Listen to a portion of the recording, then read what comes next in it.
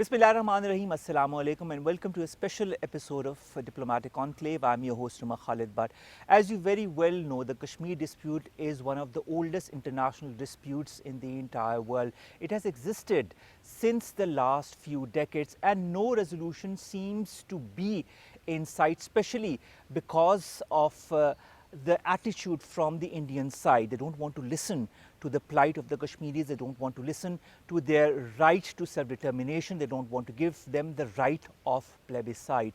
Where are they going now that we also hear a lot of reservations from the Indian side as far as the abrogation of two very interesting articles are concerned that we will be talking about that concern Indian occupied Kashmir and its inhabitants, and how that is going to change the demography of Indian occupied Kashmir. Whether the people of Indian occupied Kashmir will be able ever to have a right to self-determination following the abrogation of these two articles.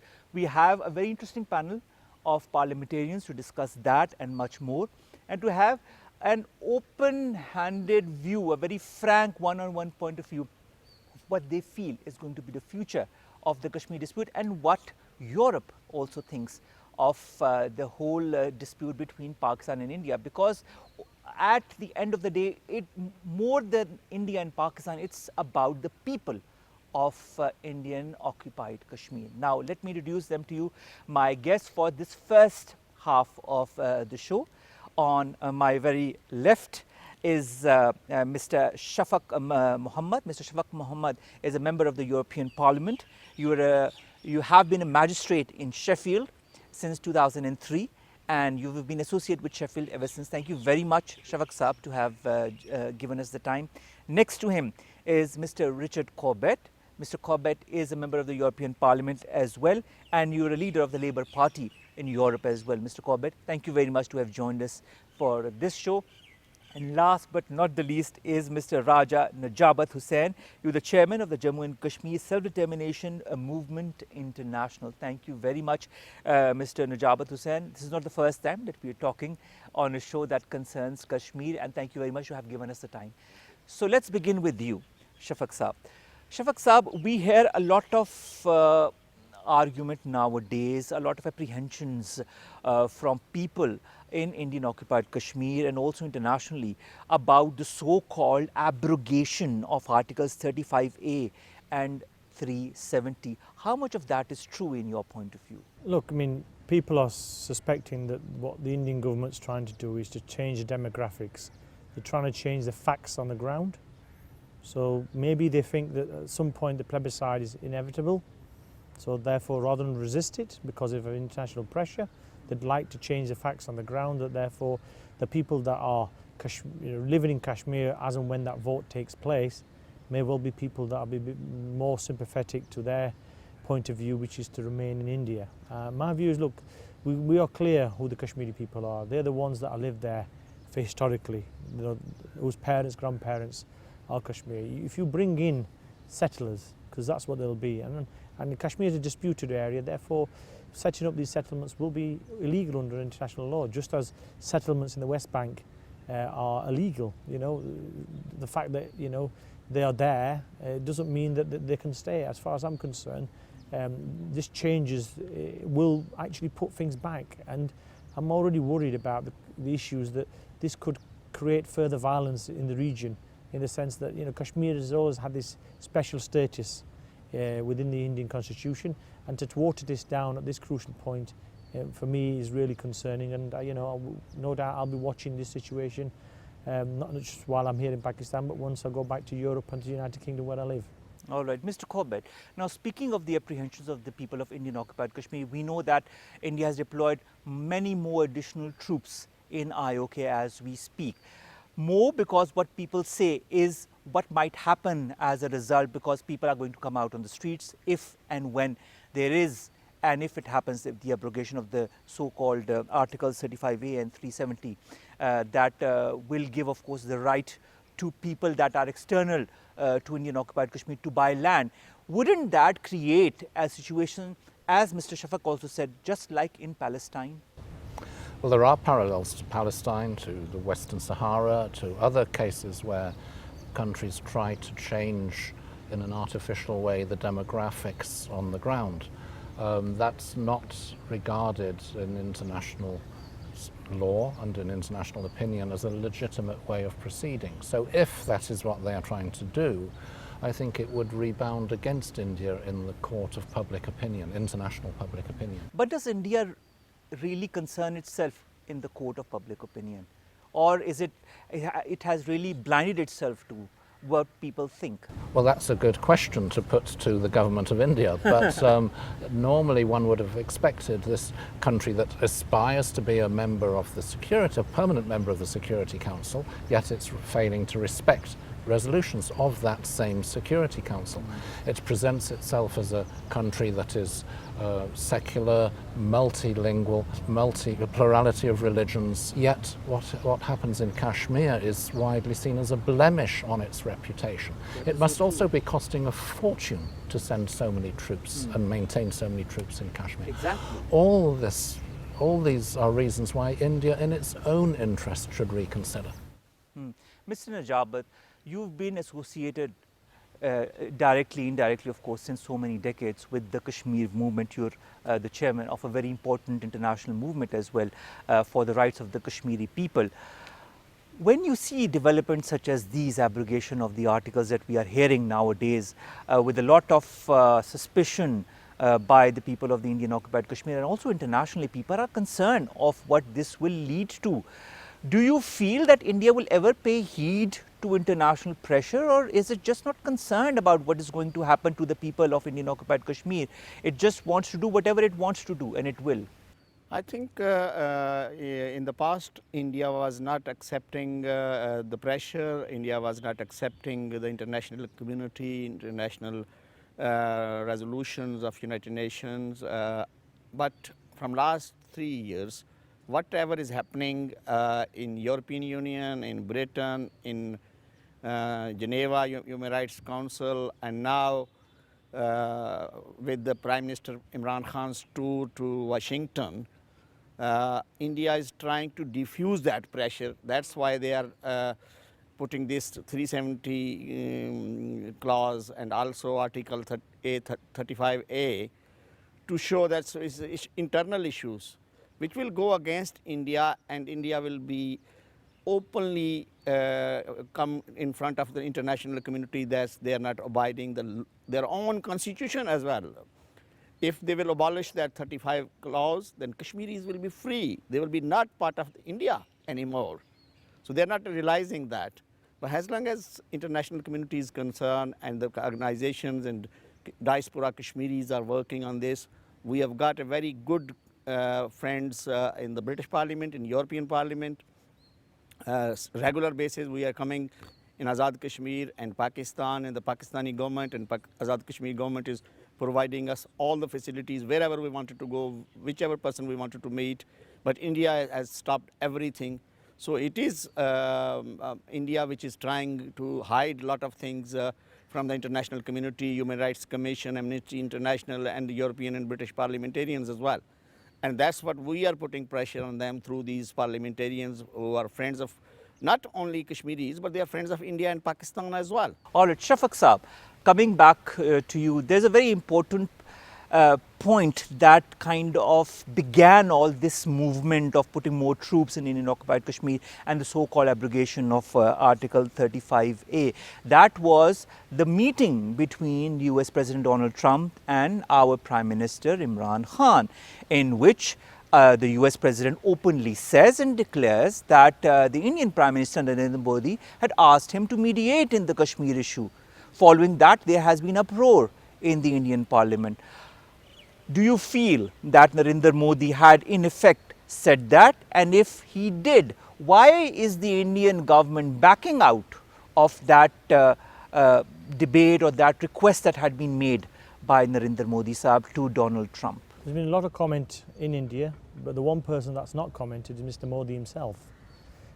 Maybe there's a backlash against him from his own nationalist colleagues in Parliament and in the country, but I think maybe Mr. Modi has seen the reality that, you know, for 70 years India and Pakistan have not been able to resolve this issue. And as Richard and others have said earlier, that it's a huge drain on India. 600, 700,000 troops. That's a massive resource and massive use of funds that could be used to alleviate poverty, could be used to actually stimulate growth. So maybe Modi's seeing that actually maybe we need to do things differently, and I would applaud that. For 70 years we tried the same old, and it's not worked. We've got the deteriorating security situation. Maybe we need some out-of-the-box thinking in terms of how we resolve this issue. We've got some experiences from Europe. We as a continent had 2 world wars, millions of people were killed, and the European Union was actually set up to say, right, from now on we will not actually resolve our differences on the battlefields, we'll actually start to talk to each other. Because we remember the animosity between France and Germany and how that was resolved as well. Exactly. So now when you go to France, you can walk across the border. There's no stops.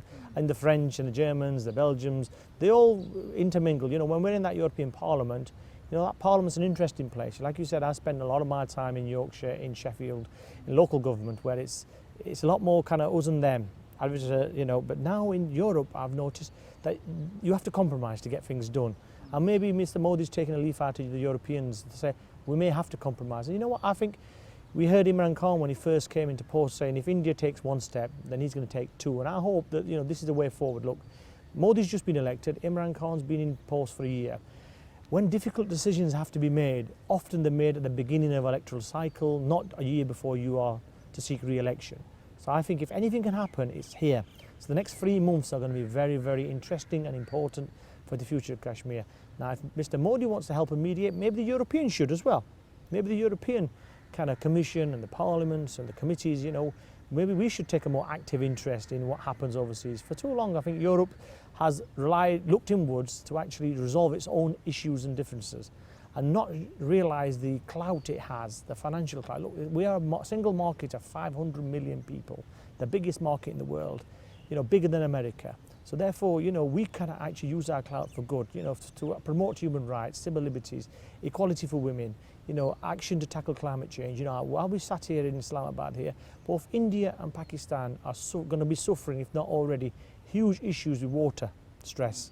The fact that, last year in my home city, Sheffield, we were raising money for the dams that are going to be built in further north of this country. We know that Pakistan has a huge problem with water. It either has too much of it and it floods the country, or it has not enough of it and people are going without water. We can see the situation in Sindh in particular. So I want to be a critical friend of both India and Pakistan. I want these 2 countries to learn from the Europeans and realise that conflict doesn't resolve anything, it just adds to the difficulties we've had, and maybe they can actually realise the peace dividend. That's what we want them to think. Okay, if India and Pakistan weren't in the situation they are now, they were actually France and Germany now, how much trade could those 2 countries do? Pakistan, is it 220 million? India is a billion people. That's a huge market for each of them. And I know from discussing trade issues with my colleagues in Sheffield that proximity matters. It's easier to do trade with your neighbours than it's to do trade across the world. So therefore, it's going to be cheaper for India and Pakistan to actually sell goods and services to each other. That is interesting, Shaffaq Saab, what you're saying. But Mr. Corbett, when we talk about trade, not aid, or this is what the mantra of our government is as well. And of course, since the new government came into power, Mr. Imran Khan in his very first speech talked about the relationship with his neighbouring countries. He said, if India takes 1 step, we'll take 2 steps forward. And we want all things that are creating issues between our countries to be solved amicably through dialogue. But India, from the Indian side, there has been no reaction as such. On top of that, that the United Nations has taken out a huge report on the situation in Kashmir as well. That report was also declared as rubbish by the Indian side. It was not accepted by the Indian side. The MOGIP, the United Nations organization that takes care of what happens at the borders and peacekeeping forces, that is not allowed to enter the Indian occupied Kashmir region. Under all these circumstances, do you feel, Mr. Corbett, that the European Union or the European Parliament can exert sufficient pressure on the Indian side directly or indirectly to make them understand the reality of the situation? I don't know whether it will be sufficient pressure, because none of us know how much pressure is needed, how much convincing is needed, whatever methods. But what we can do is add to the pressure, add to the arguments, add to the persuasion. The report that you mentioned of the Human Rights Commission has had an important effect. I would say as important as Mr. Trump's comments, because Mr. Trump you can never rely on from one moment to the next. He may say the opposite the next day, though it has been important in highlighting the issue. The Human Rights Report also highlighted the issue, struck a chord among members of the European Parliament who were shocked by what it said. All these are reasons to help us in the European Parliament persuade the European Union, which is 28 different countries, some much more aware of it than others, Exactly. to help persuade more, inform more of those countries of why this is an important enough issue for them to take a stand. But do you feel that they will take a stand for the people of Indian occupied Kashmir? This is what we all are very concerned about, because nevertheless the whole issue of Jammu and Kashmir, of Indian occupied Kashmir, concerns Pakistan as well, doesn't it, Mr. Corbett? Of course. Now, as it happens, the European Union is negotiating a new trade agreement with India. The negotiations have been going on for some time, but they have not yet concluded. In recent years, the European Union has always insisted that in its trade agreements, it's not just a matter of reducing tariff barriers and quotas. You also have to look at some of the underlying principles that you both agreed to abide by, from workplace rights to environmental standards and so on, but also human rights, fundamental rights. It's inserted such clauses in these agreements. And this agreement, which will be important for India because the European Union is the world's largest market. Exactly. It's vital, as it is for Pakistan, your main export market. So if it wants that deal to go further, to go through, and if the European Union is saying our condition for that is enforcement of human rights, then at least on that point we will have made a step forward. But I really hope that there is some development on that aspect. Mr. Najabat, your organization has been working diligently for the rights of the people of Indian occupied Kashmir. 95,411 deaths, people killed in Indian occupied Kashmir to date, more or less. I mean, the number keeps on increasing every day. Women who raped, pellet gun injuries that we have heard of, the horror stories that we have heard of from people in Indian occupied Kashmir. The ceasefire violations that India continues, even today as we are speaking, there are ceasefire violations from the Indian side. Is it not a deliberate attempt from the Indians and the Indian government to kind of say to Pakistan, to the world, you see, we are the big brother, we can do whatever we want, try whatever you might, but we will never go back on our stance as far as Indian occupied Kashmir is concerned? What is your stand on that? I think whatever is India trying to do is not only in this last 30 years, but also from last more than 70 years. India has killed more than 500,000 Kashmiris, destroyed their properties, thrown them to Pakistan and Azad Kashmir. But people of Jammu and Kashmir state has decided to fight against that, not only inside Kashmir, outside Kashmir. The diaspora is playing the role. We are informing everybody, all the politicians, NGOs, and international community. And I don't think so India can hide those. India has got very big pressure as long as we are concerned. When it happened on 26th of February, same day, Friends of Kashmir in the British Parliament raised emergency question, and a motion was put forward in the House of Commons. We had a full debate for 2 hours. British Prime Minister spoke, opposition leaders spoke, Foreign Minister and Shadow Foreign Minister, and more than 52 parliamentarians spoke on this subject. So it was not India and Pakistan who were discussing about the Kashmiris suffering, but it was British Parliament as well. And it was promised by the British Foreign Minister that he will go to India. And it's the first time he went to India, had a meeting with the Indian leadership, and came back on 7th of March to give the report on Kashmir question in the British House of Commons. And that was unique pressure and unique event which has taken place over there. So what we are trying to do, whatever we can pass the message to the international community on behalf of the Kashmiri nation, we are there. And what we are saying to the both countries and international community, until and unless the Kashmiris are involved in all kinds of negotiations, in everything, there will be no peace in subcontinent, there will be no prosperity in subcontinent in both countries, in India and Pakistan. So please resolve this issue and give us those chances which Indians and Pakistanis have since 1947.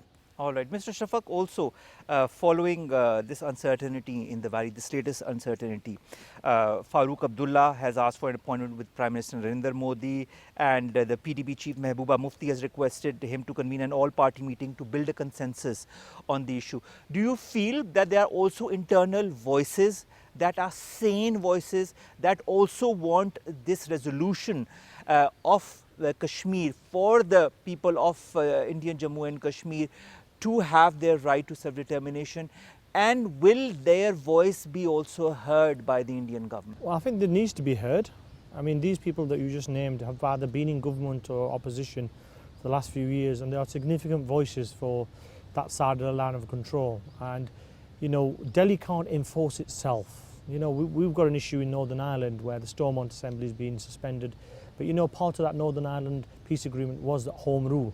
And given the special circumstances of Kashmir, one of the issues that has always been that Kashmir has had a lot more autonomy than the rest of India.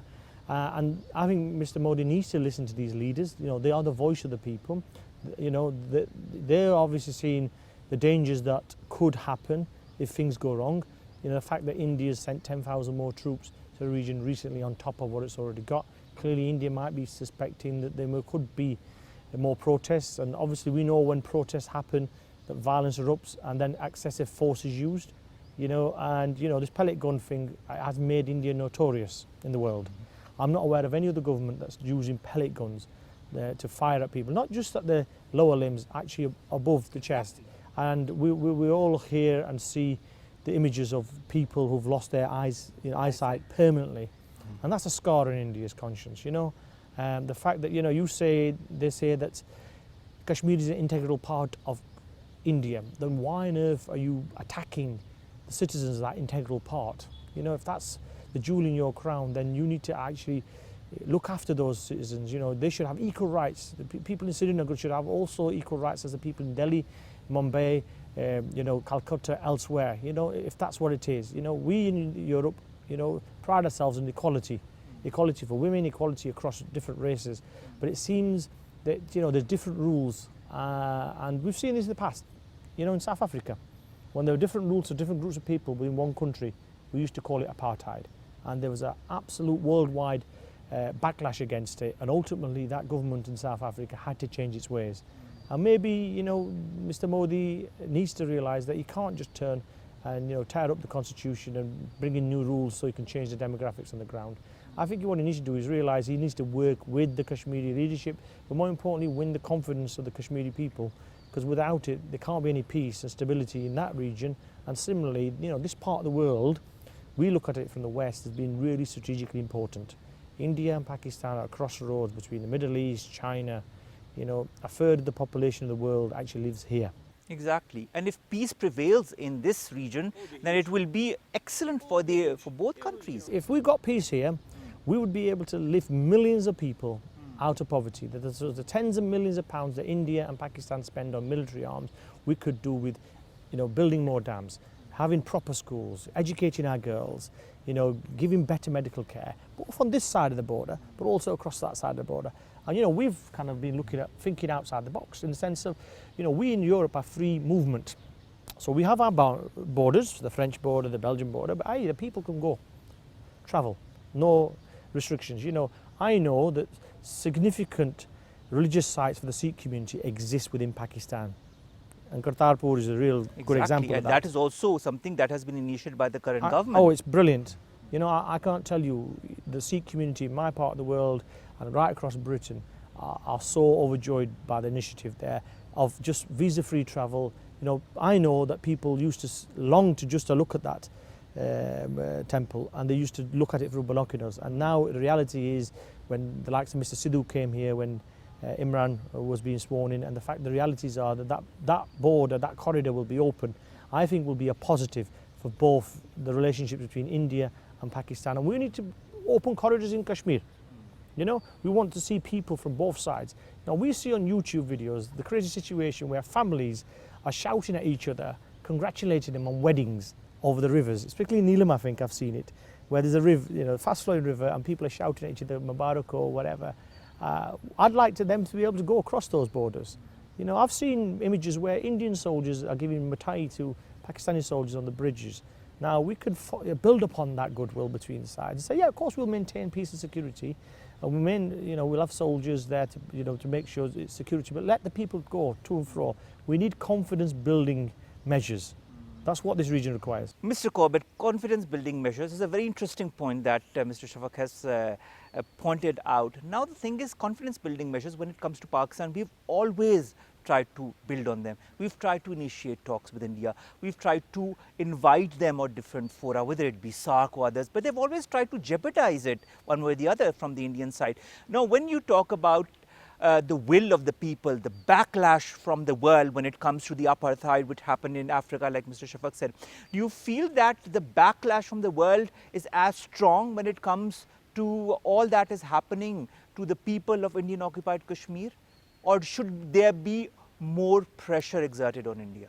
Well, the rest of the world is perhaps not doing as much as it could, or perhaps should, partly because it is distracted by the fact that there are many conflicts in different parts of the world, and this one has been almost frozen for a long time, though some of the more alarming recent developments may be waking people up.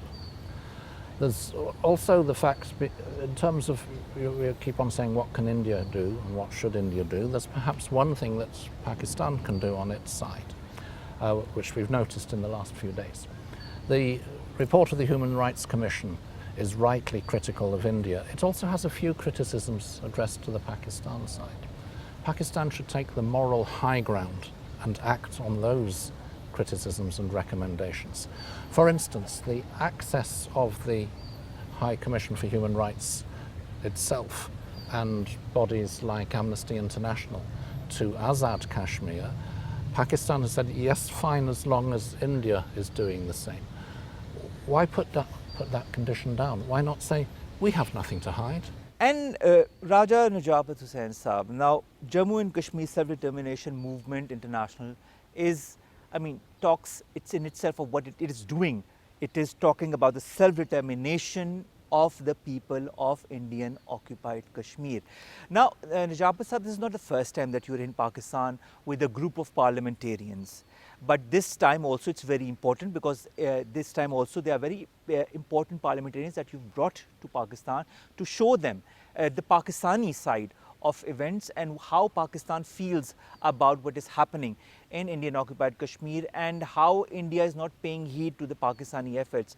Now, what do you feel, sir, now that they are staying here for a couple of days, they'll be visiting the areas and they'll go back to their parliament? What kind of efforts can these parliamentarians bring to the fore to help the Kashmir cause? At the moment, when we started this journey, we had several meetings in Mirpur, in Islamabad, the government officials, NGOs, and our whole mission was to see and meet people in Azad Kashmir in Pakistan and provide this facility to these European members of parliament, because the parliament is new, 2/3 new members came.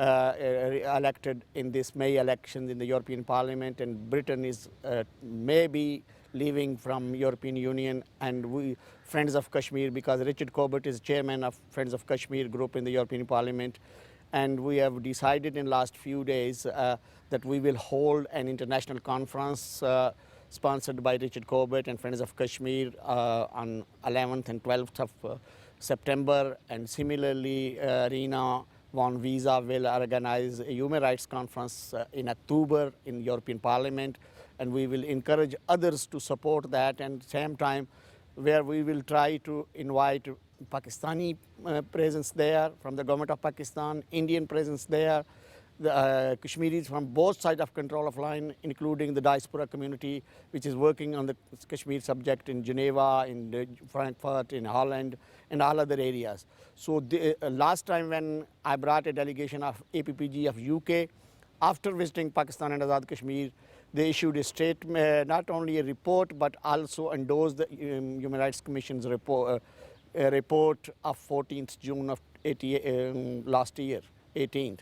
But now we have got a new report on 8th of July, which is a second report, and I hope this delegation will work on that, on those bases, and we will raise that in the European Union Human Rights Committee and the whole Parliament as well. All right. Thank you very much, Raja Najabat Hussain Saab. Thank you very much, Richard Corbett. And thank you very much, Shaffaq Mohammad Saab, to have given us your points of views on this very important core issue of Jammu and Kashmir that is plaguing the people not only of Indian-occupied Kashmir, but of the entire subcontinent itself. And I hope that your visit will further increase pressure on the Indian side for them to at least come on to the negotiating table and talk about this issue with the Kashmiris and with Pakistan together to work out towards a solution that will give them their right to self-determination to the people of Indian-occupied Kashmir. Thank you very much to all three of you. Ladies and gentlemen, it's time to go for a break. After this break, we'll have the second group of panelists here, which are also part of the group of parliamentarians who are here from the European Parliament. Stay tuned right here on PTV World.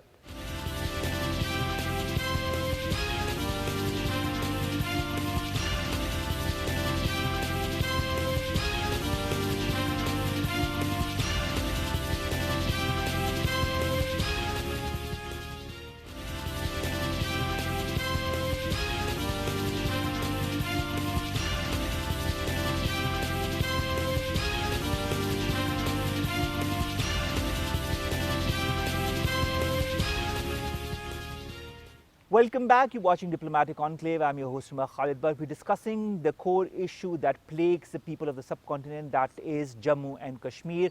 We've talked about this in our first segment of the show. And in this second segment, we've been joined by two very important guests. Let me introduce them to you as well.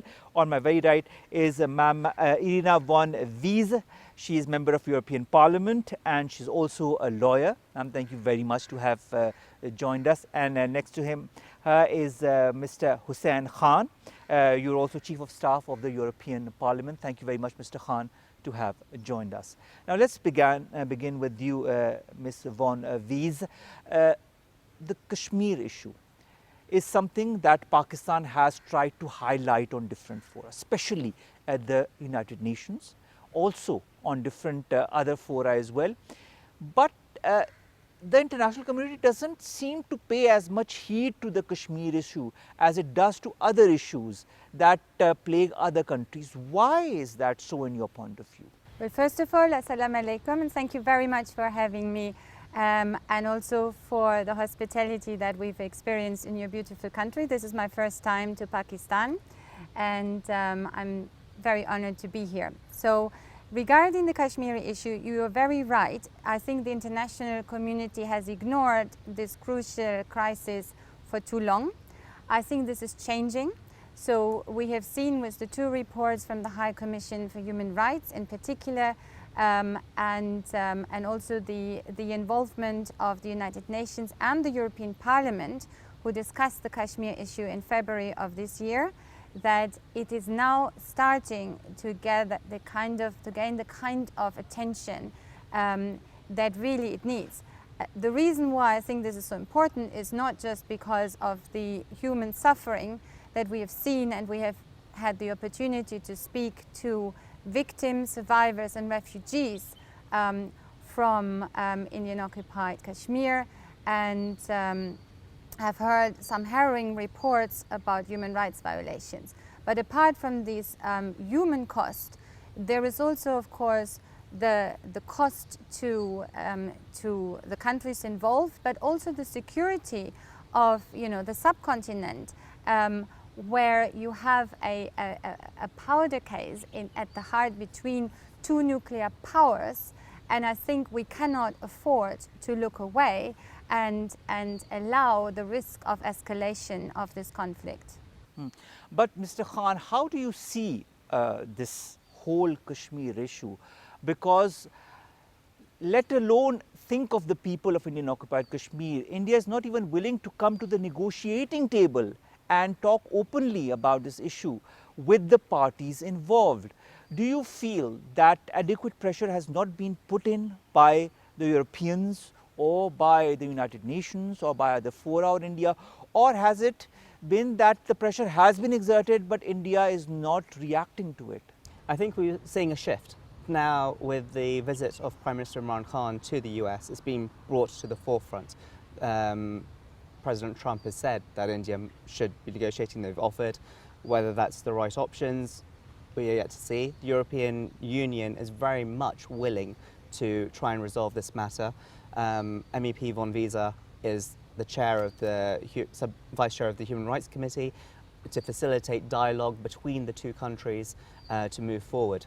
It's not just a bilateral issue, it's a three-party issue. The Kashmiri people must be heard, and we must find out what they want in a unified Kashmir. All right. But when you talk of Kashmir or the people or the plight of the people of Indian occupied Kashmir, do you feel that India is really caring, or does it care about the people? Because when you hear about the atrocities being committed all over, when you hear about the pellet gun injuries, when you hear about the people being killed, when you hear about the kidnappings, when you hear about people being forced into their homes and not being allowed to demonstrate against what is happening in Indian occupied Kashmir, do you feel that India really wants to do something about the issue? Well, some very horrific reports that we've seen. So this is the purpose of our visit. We wish to resolve this. So we've come to Pakistan, we've been given access, we want to go to the line of control and see for ourselves firsthand what is happening. And then as a follow-up, we're going to ask the Indian authorities to do the same on the Indian side. So that in Jammu and Kashmir we can see for ourselves what is happening, and if we're not given permission to be there, people will draw their conclusions from that. So we sincerely hope we are given the same access as we have been given on this side. All right. The thing is that it's very important, especially from the Pakistani perspective, to find a solution to the Kashmir issue. It is a dispute that has been lingering in the United Nations for decades and nothing has come out of it. And now when we hear of rumours about the abrogation of the Articles 35A or 370 by the Indian government, it will only create more panic in Indian occupied Kashmir and might create a situation exactly like in Palestine. Do you feel that it is time for all the parties involved and all the external parties, including the European Parliament, including the United Nations, to really put on their maximum pressure on India so that they come to the negotiating table, whether it be a tripartite or multifaceted discussion involving different parties, but that this discussion takes place and a solution is kind of brought about to the fore, which the Indian side doesn't seem to pay heed to. But there are two questions here. The first one is, how do you resolve this conflict? And of course the blueprint for that is in the United Nations resolution, and the road is to self-determination is via plebiscite. That has been decided and has never been enforced in law. But of course the law as such still exists, so there's still a legal obligation, and unfortunately this has never happened. So we know what we want, and we want to ask the Kashmiri people. The way how to get there, of course, is a different question, and I share your concern that the recent developments in India and the legislative proposals make this path more difficult rather than easier, that there is also a threat that the demographics will be changed in such a way that a plebiscite may result in a different decision. So it is urgent. And we have spoken to a number of authorities here in Pakistan, and they've told us that the dialogue has come to an impasse. So clearly it needs to have a third-party facilitation. Now, in my role as the Vice Chair of the Human Rights Subcommittee in the European Parliament, I would be more than happy to help with this facilitation. It has to involve, of course, both parties to the conflict. That means we need to reach out to the Indian side. We will do that. As my colleague said, our intention is to ask for permission to access. If that is not granted, there are other ways to exert pressure. There is trade to begin with, and we are hoping that increasingly we can make the compliance with human rights a integral part of trade negotiations, so that the protection of religious minorities, but also equal rights for women, etc., are going to be a clause in a trade agreement between the European Union and any other country in the world. That is the preferred route that we would like to take. Further, we could have sanctions.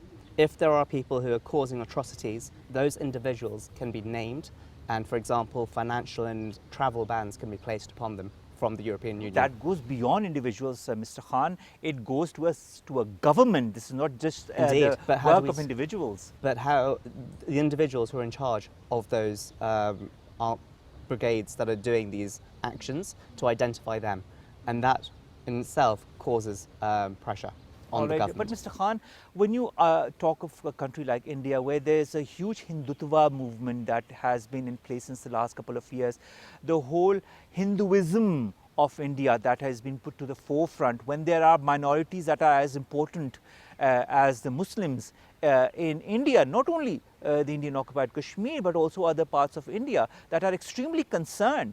We hear about so many of the atrocities and the crimes committed on the Muslims that are not in Indian occupied Kashmir. When they want to eat beef, I mean, people are lynched, people are killed, there is a mob against such people.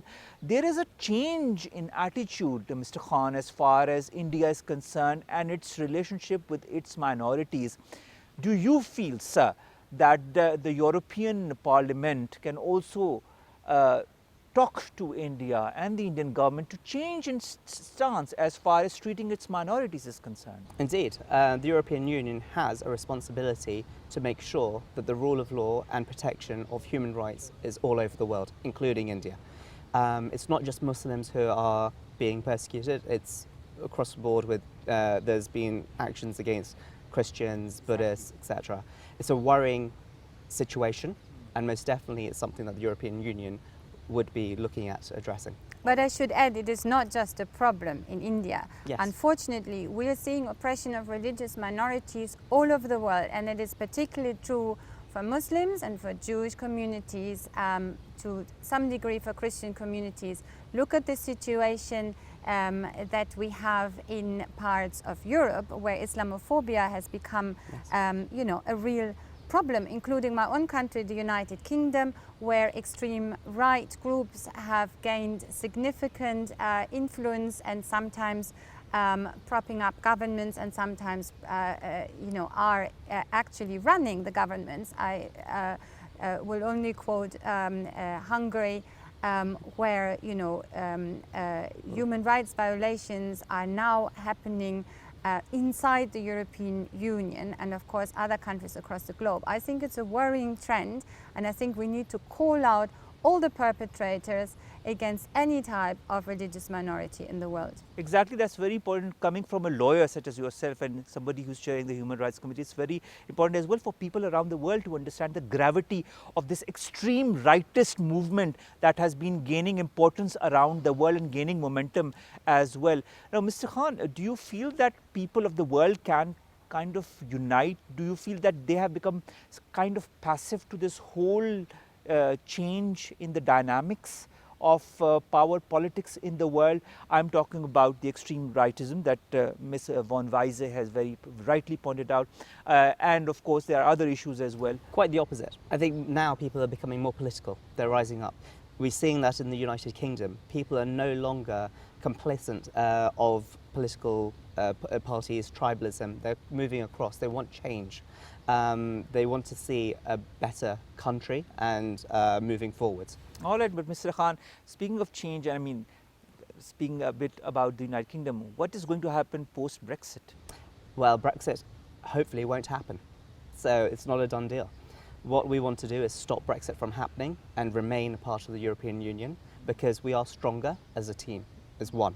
What do you feel, Madame von Wiese, now coming a little bit on the side, because we talked about Brexit, what's your point of view as a member of the European Parliament as well and of the Human Rights Committee? What implications on the positive or the negative side could Brexit have on the people of the United Kingdom and on the relationship between the United Kingdom and Europe? Well, I'm not only a member of the European Parliament, but I'm also a member of the Liberal Democrat Party in the United Kingdom, which is the leading party that opposes Brexit and is fighting very hard to stay in the European Union. I'll tell you why and why it is so important. The obvious answer is, of course, it would be disastrous for the United Kingdom in economic terms, but also in terms of losing the influence, the ability to change Europe and to play a leading role within Europe. That goes without saying. But the importance is also, I think it would be a huge loss for our friends and partners in the former Commonwealth countries, and particularly in the subcontinent, because Britain, due to its historic responsibilities in the area, of course has had very close ties to both India, to Pakistan and other countries in the region. There is a huge diaspora, of course, not least of Kashmiri citizens in the United Kingdom. If we leave the European Union, this bridge into Europe, the biggest trading bloc, the most powerful democratic multilateral institution in the world, that bridge between South Asia and Europe will be lost. And I think that would be terrible, not only for us, that would be a really bad thing to happen also for Pakistan and for India. So if I have one request to you and to your viewers, it is that please help us to stop Brexit. Talk to your compatriots in the United Kingdom. It would be very bad for everybody involved. But I hope that people realize the importance of Brexit and how it's going to change the dynamics and the relationship between the United Kingdom and Europe as well. But Hassan Khan Sahab, coming back to what we were talking about initially, that is the Kashmir cause. You're here, you'll be seeing other parts of the country as well. You'll be having direct talks with other leadership as well. What kind of a hope will you go back to Europe with, of change, of bringing a change as far as this Kashmir issue and this lingering dispute is concerned? Do you feel that this small parliamentary group can be the voice of change, can bring in the necessary change in the perspective of the Indians, of the Indian government, so that they can sit down with the Kashmiri people and talk about their right to self-determination? Yes, well, we want to feed back and have a report at the European Parliament so that we speak, not just a small delegation, we're feeding back what we're learning, and hopefully we'll be the catalyst to make that change, to facilitate dialogue between all parties. All right. So, Madame von Wiese, will you be that catalyst of change? I very much hope so. My aim is to reach out to both parties. My aim also is to raise awareness of the severe human rights issues that exist in this region. And to do that, I think the first thing we need to do is to ask the Indian government to grant us access and to see for ourselves what is happening and then report back to the Human Rights Committee.